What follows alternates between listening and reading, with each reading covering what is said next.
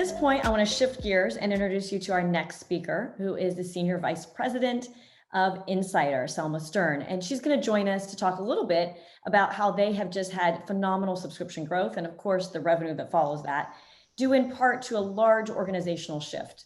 And she's joining us from Berlin, so it's getting a little bit later where she's at. We thank you for joining us today, and I'm going to turn it over to you. Welcome, Selma.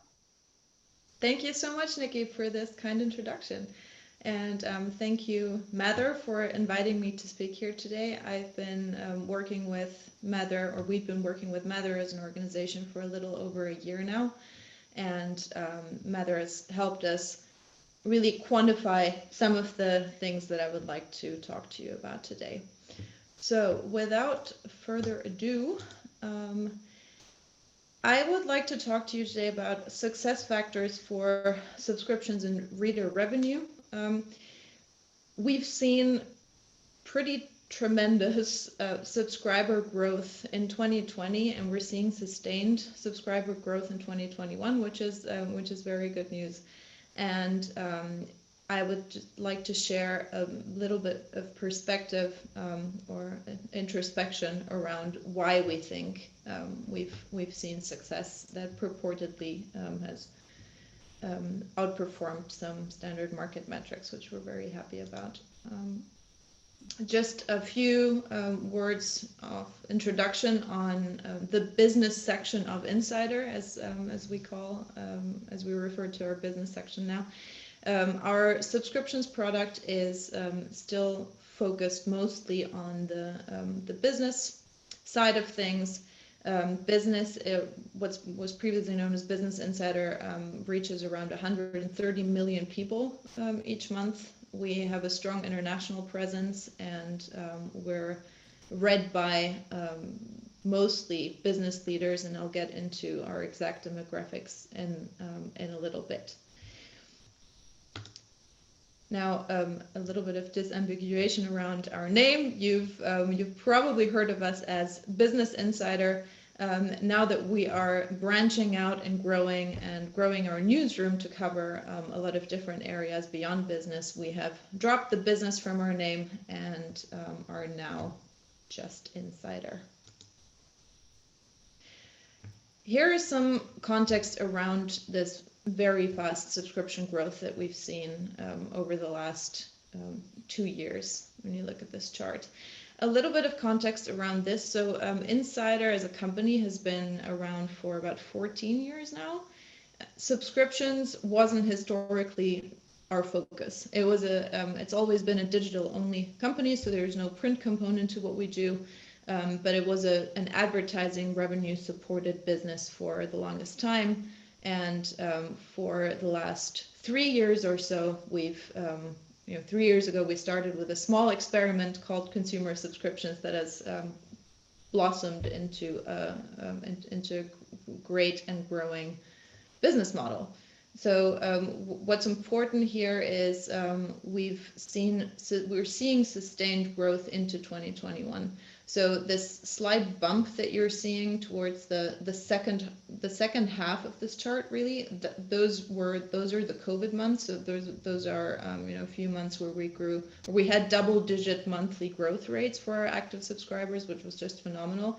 But this growth is continuing, and this last month here that was phenomenally successful due to our Dobrik investigation, which you may have heard of. That's this last bar here, and that's last March. So what I want to talk to you about today is basically why is that? Why do we think that is? And in a way, this could be a one-page presentation, if we're honest, because the number one reason for that always has been and always will be great journalism. The quotes on the left of this chart are responses to a very simple question that we asked our subscribers, and that is, why did you subscribe? The vast majority said, because I want to read your articles. It's that simple. I want to, or I need to. For us as a business publication, they very often say, I need to read this for my job, so I will subscribe. And that's the reason why we've, even throughout the pandemic, invested in growing our newsroom, because the more of that great must-read journalism we produce, the better this model works. But as we all know, it's not that simple. When you go to all kinds of subscriptions conferences that I'm sure we've all attended, you will always hear that you need to do lots of A/B testing, and dynamic pricing is probably a good idea. You need to see that your user experience is as frictionless as possible, and so on and so forth. Now, all of these things are notoriously difficult to implement. And this is a screenshot here of a great 2-minute video clip talking about the New York Times journey to an agile organization. And for us, we think, we're far from perfect. Our company motto is to get better every day, and there are still lots of tests we haven't done, and lots of metrics probably that we haven't looked at yet. Lots of users that are not getting the exact right price point at the right time. But I think there are 3 things broadly that we did right at Insider. And I want to talk about all 3 in this session today. First of all, I think the clearer your value proposition, i.e. if you differentiate yourself clearly enough from the competition, this will give you an edge and help drive subscriptions. Secondly, operational excellence, of course, is important, and I think for the subscriptions business, it's striving towards a somewhat intelligent paywall, or an intelligent system, really, because it's not just about the paywall, it's also about retention, as we've heard today already. You need to work on a system that will continuously evolve. I mean, I've just mentioned the New York Times. Obviously, they're the gold standard for our industry in so many ways, but on their earnings call this quarter, they said that one of the major factors in their success is a fully, automated dynamic paywall that is supported by an algorithm that is constantly learning and evolving. And thirdly, people. I'm hearing an echo. I wonder if everyone else is too. Okay, now it's great. Perfect. And the third topic, I think, is people. And we've heard this in the keynote address too. In a digital organization, you need a culture that supports speed and autonomy. And I think we hear these buzzwords like agile and digital and speed and autonomy very frequently. But I would like to underscore here that I think in the subscriptions world, it's a necessity. So diving a little bit deeper into the first aspect here, strategy.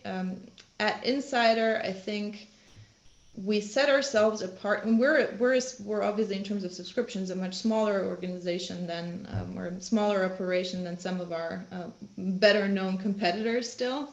But we're seeing these phenomenal growth rates, we think, because we have a very unique style when it comes to business news, and that's also what our subscribers are telling us. These are again some quotes from our existing subscribers, who are telling us that they like the fact that our journalism is useful to them. It's geared towards business professionals.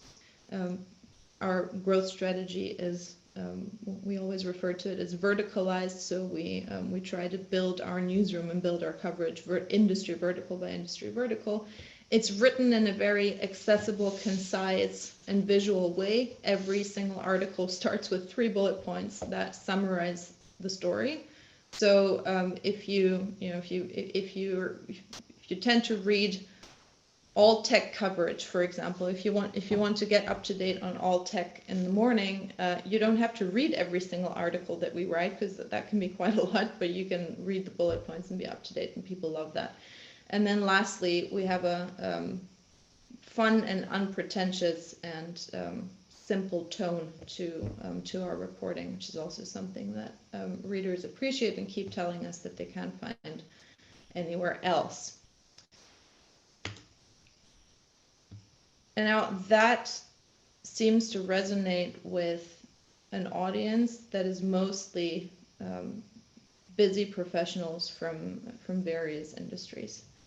So 26% of our subscribers work in the tech industry, almost 20 work in finance, and that also roughly mirrors our story output, so the composition of our newsroom essentially. And I would really like to reiterate a point that was made earlier today, that understanding this is absolutely critical, because otherwise you'll end up boiling the ocean and trying to please everyone with your product, which hardly anyone can do. Now, in terms of operations, as I've mentioned previously, this is an ongoing journey. This is never perfect. It's probably not even perfect at the New York Times yet, but it's just important to have a clear roadmap and to be on this, to embark on this journey. And this is where we work together with MATHER a great deal, because obviously data is a huge component of anything that resembles an intelligent or fully rule-based and automated paywall. So at the moment, and this has, we see this in our conversion rates that have improved dramatically over the last year, is that the ongoing optimization work of aligning price, copy, design to various user segments, be it by the section that they like to read, or where they are, or what device they use, has proven extremely valuable. One day we would like to have a self-optimizing paywall that with an algorithm behind it that will make pricing, copy, design decisions on the spot, basically depending on who's hitting the paywall on what article. And the second aspect of an intelligent paywall, as we like to call it, is a dynamic meter. We've started initial experiments with a paywall on non-premium stories. I'll have to explain a little bit of background here. Our paywall at Insider is we use a freemium model, which is unusual in the United States, but we found it to work better for our purposes a few years ago, and now we're experimenting with a dynamic meter on top, which is really a metered model with a few exceptions to the main rule, but that also one day should ideally evolve into completely dynamic monetization, where essentially a machine decides how to monetize a specific user, be it through advertising only, because maybe they're very unlikely to subscribe, or by showing them a paywall at their first or second session if we know that they are likely to subscribe. So that's the end state there. We're at the beginning of this journey, but it's already paying off quite significantly. And now the third aspect here, which I call people, is something I would like to spend a little bit more time on, because I think this is absolutely critical and often overlooked in a lot of organizations. Like culture is very often overlooked in a lot of different contexts. There was a study once, I remember saying, that most mergers actually fail not because there are no because the business transaction didn't make sense, but because the cultures didn't match. So why is everyone talking about speed and autonomy and agility in the subscriptions business, in the digital subscriptions business mainly? So one difference, I think, between the sort of physical subscriptions world, and that could be print or another physical product, and digital subscriptions, is that the steps in the value chain in physical subscriptions sort of happen sequentially, right? Your newsroom will write articles, then the paper gets produced, then logistics come into play, and finally it's sold either at the newsstand or in the case of subscriptions, it's delivered to the door. All of that happens sequentially, whereas in digital subscriptions, every single aspect of that value chain, production and sales and ad sales, it all happens simultaneously, and it all happens within the same tech stack. So if you think that through, that must mean by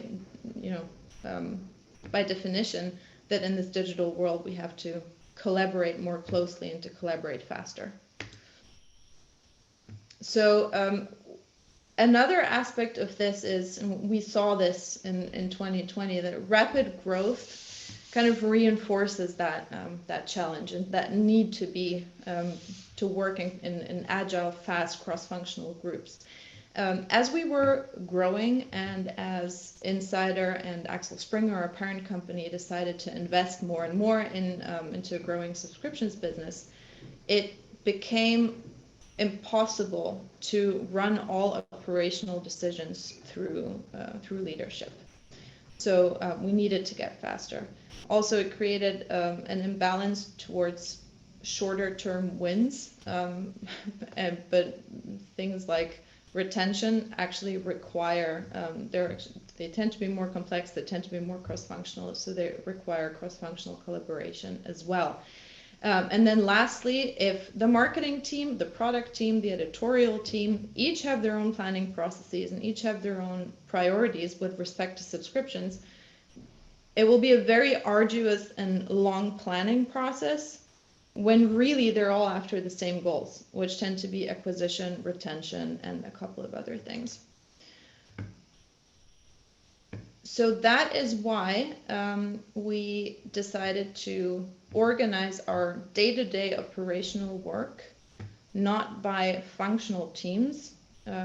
Those are still around. We still have a business development team, editorial, engineering, product, and so on and so forth.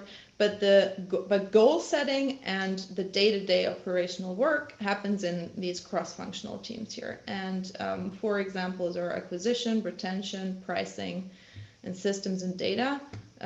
These are sets of priorities that we all share that are absolutely cross-functional in nature. And before I close, I would like to show you just a few examples of these cross-functional projects that would have taken a lot longer or maybe wouldn't have happened if we didn't have these cross-functional teams. On the acquisition side, we recently implemented an ad-free offer term just to see if there was an appetite for an ad-free offer. Turns out there is. I can talk about that if there's interest. And on the retention side, we did a Black Friday sale, a Black Friday deal, which also required the marketing team to come up with a marketing strategy. It required a product team to implement this. Our business intelligence team thought about the different price points, and all of that work happened within one group with almost no alignment meetings. Thirdly, pricing. We're starting to differentiate our prices depending on price sensitivity, and that obviously also touches product and marketing and business intelligence. And then lastly, on the systems and data side, we implemented a marketing attribution model so that we don't have to rely on what the platforms tell us our costs per acquisition are with paid marketing, but so that we actually know what's going on. And this was also a very cross-functional project, starting with marketing and data products, data engineering, and lots of different teams. So the last thing I'll say is there is maybe one silver bullet, which is great journalism. I still think even if you have terrible user experience and just one price point and everything's very simple, if you're offering something that people think they have to read, they will ultimately subscribe. But on the business and product and tech side of things, many small changes really do add up to meaningful growth. And doing many of these small things right requires a lot of agility and speed and sophisticated technology. Thank you. Back to you, Nikki. Thank you, Selma, for taking us through that. Just a couple questions for you, and we appreciate you sharing everything in there. One of the things I want to start with was what you started with just off the top. You did a nice overview of the transformation that you guys have gone through, even from a brand, right? From being Business Insider to Insider. Just curious, especially since your core focus was still listed as, useful business information, if you have attributed any of the success in your recent growth and subscriptions to the brand shift and the focus there. So maybe this is not the answer you expect to hear, but we haven't, and that's kind of deliberate, because we keep hearing again and again from our subscribers that they don't really care about the brand, they don't really care about the name. What they care about is their tech news or their finance news or even their politics coverage or whatever it may be. So, but I think on the other hand, on the marketing side and on the branding side, having Insider is just a great brand name. You can do so much with it. You can be anything Insider. So, so that's why, from a communication standpoint, it can only help us. Right. Well, thank you for taking us through the people part. I know you spent intentionally a little bit longer time there. And one of the things that I know is that you guys have grown as a team. So the shift that you guys have made has not just been reorganization, it's also adding new individuals, right? And by walking through sort of these cross-functional teams, one of the questions that's come up is if you can give us any kind of examples of things that have been successful in those cross-functional teams, like curious about how you're looking at your attribution model. Like, for example, are you working with various platforms and see that a cross-functional team has really had success in, say, Facebook versus another team? And if you have any examples like that that have sort of view through conversions that you can share with us. Mm-hmm. Yeah, happy to. So I think the attribution model is actually an excellent example of how cross-functional collaboration enabled us to make tremendous progress that we wouldn't have been able to make otherwise. So what the attribution model does is it essentially looks at click paths. So in a traditional kind of simplistic world, you would look at how many people click on your ad, how much and how many convert off of that ad, how much money did you spend, and then what is that in combination. The platforms will tell you so and so many people saw your ad, and the truth is always somewhere in the middle. So we basically looked at if someone converts off of an article they saw on Facebook, let's say, what did the click path look like before that? Did they interact with us only on Facebook? Did they interact with us on other platforms or on our owned and operated site? So in the end, so that in the end we can see, and this is obviously very, very complex data behind that, but so that we can see what portion of someone's path to conversion can be attributed to one particular platform. And that we needed to work on this cross-functionally, because the marketing team obviously needs this for their day-to-day work, right? They needed to tell us and to tell the data engineering teams that worked on the kind of pipes of this in the background what they actually wanted to get out of that, whereas our business intelligence teams needed to think through the reporting, and our data engineers had to do the kind of wiring in the background and Google Analytics and BigQuery and such. So that's why this would have taken way longer if we hadn't just thrown people in a room and said, this is the objective and go figure it out. Right. I love the insight that you provided when you were suggesting that, when you think about print, it is almost a linear model, but when we're talking about digital, it's really simultaneous between the ad tech and all of the offers that are going out and the speed at which it needs to move. Obviously, you guys have engaged the editorial team, and one of the questions that's come in has asked, are there the same folks from the editorial team who are working on acquisition and retention? So they're looking at both of those metrics, or similar to how oftentimes on the business side, those two are very separated because they have very different initiatives. Have your editorial staff separated in that sense and focus area as well? Yeah, that's a fantastic question. So we have a strategy team on the editorial side who are the link to the business and product, the business and product and tech teams who work with us in these cross-functional groups. Now, the vast majority of writers and editors does not worry about acquisition or retention. Their goals are net new subscribers, so that factors in churn. We set our growth objectives every year based on our total active subscriber count and net additions, not just gross additions. But we did actually look at whether certain types of articles are better at driving acquisition or retention. Turns out they're not. Turns out that articles that drive a lot of new subscriptions also tend to be articles that our existing subscribers engage with. So we asked ourselves that same question, and we found a relatively clear answer. That's great. And thank you for really answering the next question that we had, which was around, well, how much time is the editorial staff of the newsroom actually spending on these particular things? And you mentioned the vast majority of the journalists aren't, but you've got those groups that are. So that's helpful to know. Right. Yeah. Good. Well, thank you so much for being here. We really appreciate it. I think this is one of those things where we've got lots of questions that have come in. So we'll have, certainly follow up from this and the presentation available. But as I mentioned, and I heard the sound outside, you're in Berlin. So we appreciate you joining us from around the globe and at a different hour for you to be with us at the symposium today. Oh, of course. It's great to be here. Thank you so Great. much.